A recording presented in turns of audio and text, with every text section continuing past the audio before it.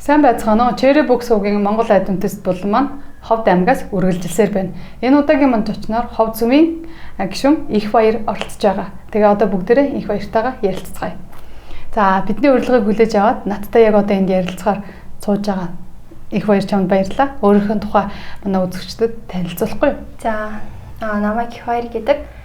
Би 16 настай. Тэгээд одоогоор 2 дугаар сургууль суралцж байгаа. Хэддүгээр анги? 11-р анги. 11-р анги төгсөх төгсчл байгаа гэсэн юм байна те. За их баяр анх сүмд яаж орчихсон тухайга бид нартай хуваалцаж. За би жилийн өмнөөс яг анхны найдварын сүмд орж ирж исэн. Тэгээд яг тухайд бол яг зам болж исэн. Тэг нөгөө нэг Оросын нөгөө нэг Бутовгийн хүн яг баярын мэдээд төгөөг явж исэн. Тэгээд би анх ингээд урилгыг харчаад ингээ манай ихт урилга ингээд авчулсан бас бохгүй. Тэгээд тэрийг харчаа тэгээд ингээд амар сонирхолтой би ингээд нэг тийм уран зөгнөл кино минь амар үзэх туртаалгаар ингээд нэг тэрэн дээр байгаа зүйлэл яг ингээд миний ингээд нэг хариултыг өгөх юм шиг санагдал яах вэ энд тэг ингээд сонирхолтой юм шиг санагдаад тэгээд тэр урилгыг авчаа тэгээд анх очиод нөгөө нэг тэр семинарт нь сууж исэн. За тэгээд семинарт сууж авах хугацаанд сэтгэл магадгүй сонирхлыг чинь татсан учраас чи одоо хүртэл сүмийн гишүүн болохыг шийдвэр гаргаад тэгээд усан баталгаа хүртэл ирсэн тий. Тэгээд одоо бас ингээд сүмд явж байгаа гэсэн үг байна. Тэгвэл яг юу нь сонирхол татв? Adventist сүм, Библи, Бурхны тухай гэвэл яг юу анхаарлаа чи илүү татчих. Тийм би анх ингээд сүмд орж ирэхээс өмнө ямар ч ингээд тийм христийн ингээд тухай ямар ч ойлголтгүй байсан. Тэгээд ингээд загалмай дээр цовлогдсон нэг хүн ингээл яриад байдаг би ингээл амар итгэхгүй энэ ч одоо юу юм балаа юм бурхны хөөч шиг гээд амар тэгэж боддог байсан. Тэгээд анх тэр семинар суурчаад амар нэрээ тийштэй гээл ямар гоё юм бэ тэр хүмүүс ярьж байгаа зүйл ингээл амар бодит байсан. Бодит тэгэл анх тэгээд итгэжсэн да. Яг ингээд яг гэрэлцээгүй ингээд шууд итгэсэн. Одоо мэдээж Библи уншдаг байх сүмийн гишүүн юм чинь. Тийм. Бурханд итгэж байгаа юм шиг. Тэгвэл Библи дээрээс хамгийн дуртай дүр гэвэл ямар дүрийг хэлэх вэ? Би бол Даниэлийг хэлээ.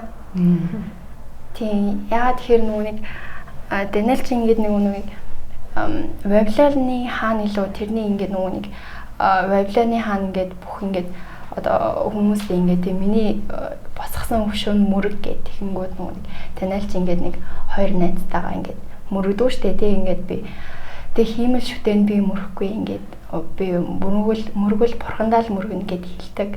Тэгэл тэг үнэнч байдлаа таалагдсан Даниэлийн.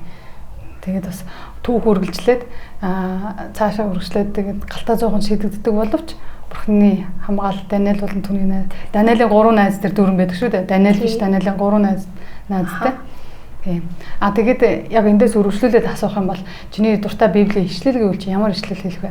Эсвэл одоо нөө цэжэр мэддэг ишлэл гэх юм бол. Тийм үү. Яг цэжэр ишлэл бас сайн мэдэхгүй л дээ. Гэтэл хамгийн дуртай ишлэл Библийн ишлэл. Эхлээд Бурхны хаанчлал болон түүний зөв байдлыг хайгтун. Тэгвэл тэр одоо бүх зүйлийг өгөх болно гэдэг.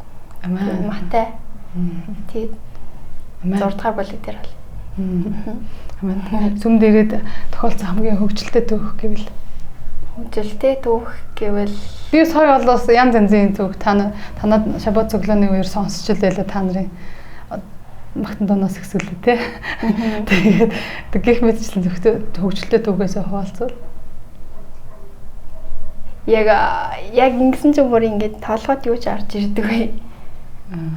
За яг тэгвэл миний сонсч байсан нөгөө танаас ингээд сүм болгон өөрөөсөө ингэсэн сүмийн ахлагч нарыгаа дөөрөөгаад нөгөө магтан дуун дээр тий өөр ингэсэн арга барилтай байдаг магтандууд бол арга барилтай байдаг гэд.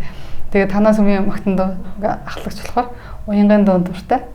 Тэгээд энэ зүүн нөгөөний кемп яваад яг очсон тэгээд яг кемп дээр болохоор ингээд одоо цоглог дуу байсан нэг тэгсэн чинь хүмүүс нь ингээд нөгөө нэг ингээд тайзнаар гараад ингээд дуулах сонирхолтой хүмүүс нь дуудаараа гингүүд би яг дуулах уу болох уу гэж байж байгаад ингээд хамгийн уг нь бол хамгийн дуртай дуугаа дуулсан болоос тэгээд тэр нөгөө нэг мөнхөр дэм пастор илүү тэр мөнхөр гэл пастор тэгээд ирээд манай багш дайран тэгж хэлсэн юм лээ. Тий. Тэрмээ пастор хэлсэн гэж би сонссон. Тийм үү? Тий. Тэгээд ерөнхийдөө яасан бэхээр нөгөө цогцлог дууг уянгын байдалтай дуулчихсан. Тэгээд ерөнхийдөө бүх дууг уянгын болгож дуулдаг гэх тээ. Тэгээд хүмүүсийн онцлог амжилтаа ингээд хэрэгстэй ингээд тийм магтан дуулж байгаа дуунууд ихэнх нь уянгын байдаг байх гэж ямар боддог байсан. Тэгээд тэр кемптер очоод тэгээд бас нэр бас тоглог дуулж болох юм биш тэгэж авсан.